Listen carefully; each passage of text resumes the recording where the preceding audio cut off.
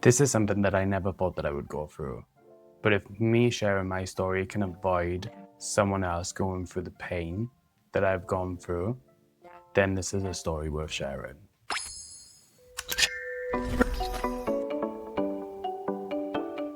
Today, I'm opening up about Ketamine Bladder and how it's affected my life and what I wish I knew sooner. If you're new here, my name is Diago, and on this channel, I talk about mental health struggles, substance misuse, all of these other things that just ain't really talked about, and to show people that there is light at the end of the tunnel. Ketamine bladder, also known as ketamine-induced cystitis. This is something that happens if you have been using it either for a very long period of time or that you've taken it too far and you've taken way more than what you should really be doing. But what I was doing, I was taking 6 grams a day, every day for the best part of 6 years. At the end of that 6-year period, that last 6 months, I went to Boomtown. I think I went straight to Creamfields afterwards, and it must have gone for about 50 grams a K in them 2 festivals. And I come back and I went straight to my dealer's house and I bought 12.5 grams, which was out of the ordinary because I used to just buy 6. That is when my body was like, whoa, what the hell is going on? So where did it all start going wrong for me? That, for one, is when I started buying 12.5 grams. But it was when I needed the urge to use the toilet more than ever had before.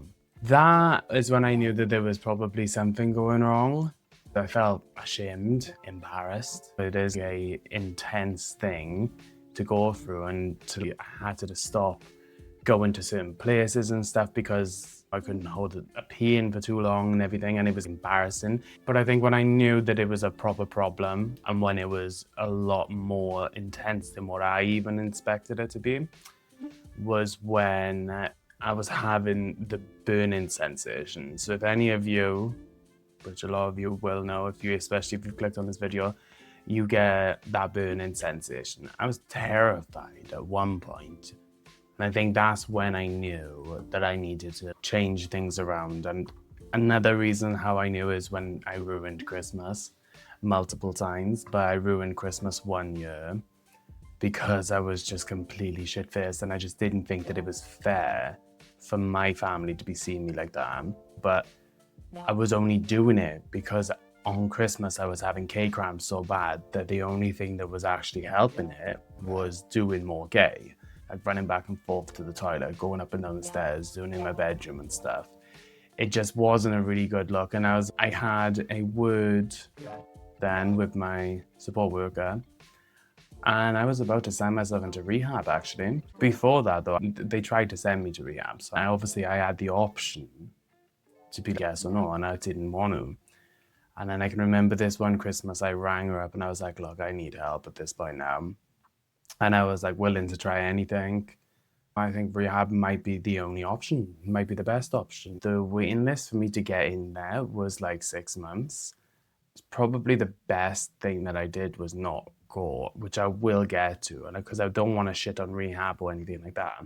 But I think everyone is different. And my brother had just come out of prison, and then he'd come out and then he went straight back in, and it was just kind of like almost a realization for me. I was like, these things run in my family, like addictive personalities and stuff. And I was like, if I go into rehab, will I find rehab as like a safety blanket and then just always come out and then just be like, oh, it doesn't matter, I can just go back to rehab and fuck up? That is the main reason why I opted not to do rehab. I'm just purely here to give my experience and to try and help and sway someone away from making the same mistakes that I made in life, and to avoid someone to having this awful pain that I still deal with to this day. Don't get me wrong, it is nothing like what it was back then. Nothing at all. But there's damage to my body. Like my bladder's an organ. Organs do not heal very quick.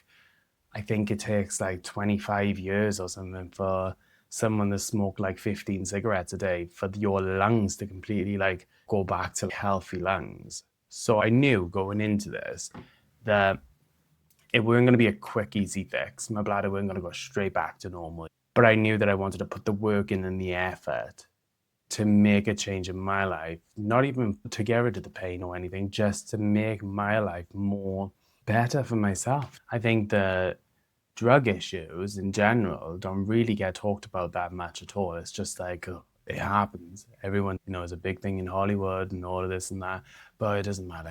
Everyone does that. Just sweep it under the rug. And then when someone does go through something and then they end up going to rehab, whatever it is, especially if they're in the public eye, it's like really frowned upon because, these people can't be human for whatever fucking reason.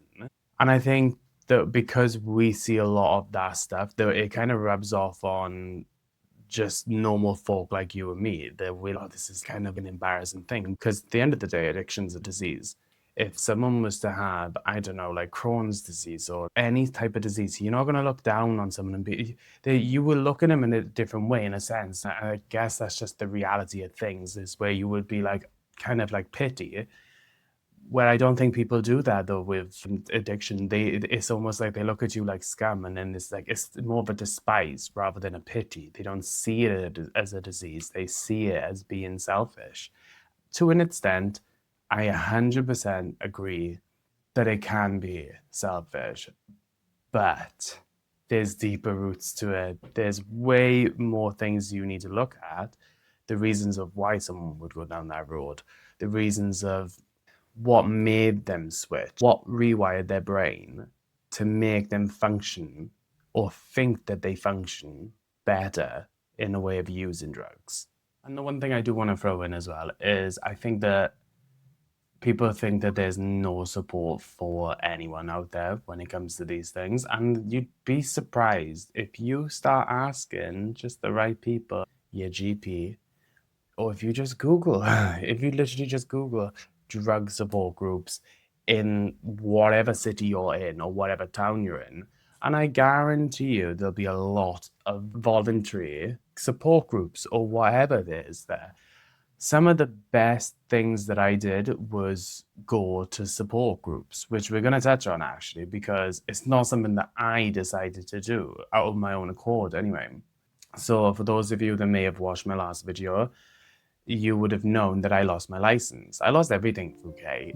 I had to have an operation to try and fix it. The operation did not work, which we will get into. And then I lost my car because I had stuff on me in the car.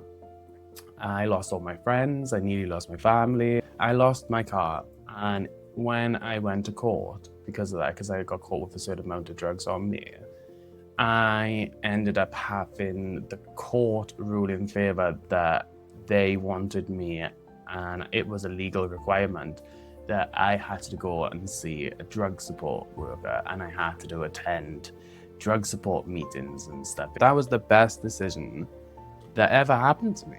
I met my drug support worker. She completely changed my outlook on life. She made me realize that I was worth more than the people and the lifestyle that I was around.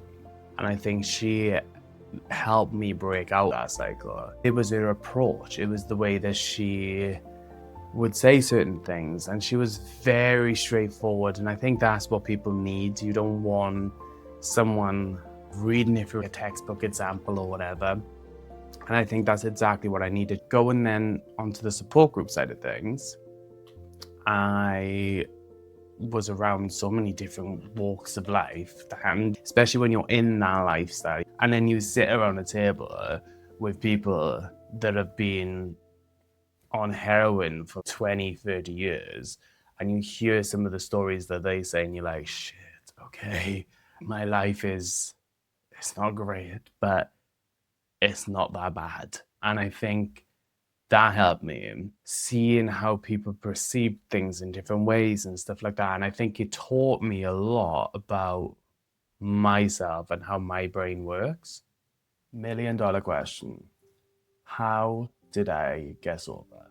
It took me 4 years, day in, day out work to try and get to where I am now.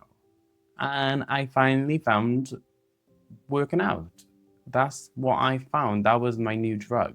I think having a supportive family and a supportive partner is one of the main things that got me to where I needed to go as well. And it was almost like the universe had been, you know what, you've put in all this effort and you're there now. You deserve this now. And that's how I genuinely feel about it, because it's a bit uncanny how it did unfold the way that it did, how my life was supposed to probably be a completely different route, and it didn't. And I'm here to tell the tale. And I just want to share my experience, because if I had never tried to even try and get sober from K, I would have ended up with a piss bag. That was not even a maybe. I was lucky that I didn't have one off my operation. So I had an operation because I had scarred the inside walls and the outside walls of my bladder. So when I was seeing a urologist, they did the little scan thing with the jelly and everything, and they had said that my bladder was the size of a 2 pence piece. So yeah, the operation didn't work, but it weren't their fault. I think it was mine, because the first thing I did as soon as I had the operation is I bought a bag of K.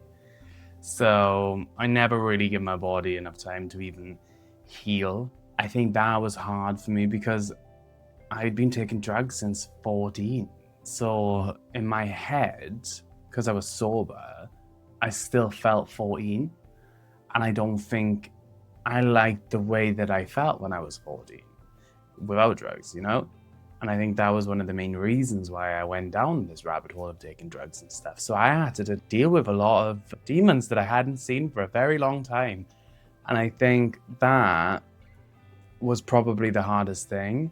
And that's what makes people end up slipping back in and going back and end up relapsing all the time. And subconsciously, I must have known that it was happening, but subconsciously I was blocking it out. But on a more positive note, I met my partner, I rebuilt all my family relationships, and I'm at the best point in my life now. And about 7 years ago, which sounds very long ago now, but it just feels like yesterday. It's crazy. 7 years ago, I was in the most pain of my life. And don't get me wrong, I'm gonna be a complete liar if I sit here and I'm like, I don't have any pain whatsoever. I do, but now I know that it's through certain things, like, so if I don't drink enough water, it'll flare up. If I don't work out enough, it'll flare up. If I eat the wrong things, it'll flare up. So I have to be careful and monitor what I'm putting into my body now, because my body is still actively healing. And that's going to be a thing for a very long time.